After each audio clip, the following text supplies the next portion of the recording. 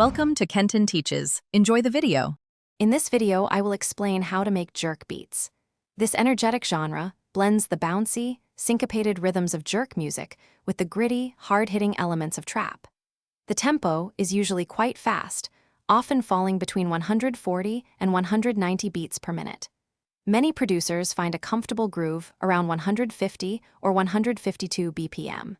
We'll start by setting this foundation for our beat. Next, let's build the drum groove, which is crucial for jerk beats.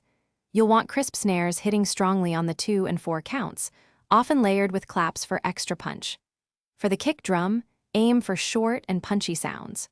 While kicks often align with the snares, sometimes slightly offsetting them can create more space and allow each drum hit to be heard distinctly, adding to the overall bounce.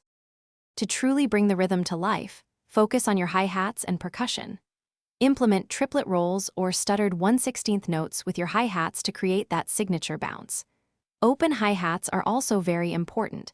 Try reversing them at the end of 4-bar phrases for smooth transitions. Don't forget to add ghost notes, layered percussion, and even vocal ad-libs or voxes to inject more character and movement into your beat. Finally, let's lay down that deep bass and structure your track. The 808 bass line is key, acting as both a melodic and rhythmic element.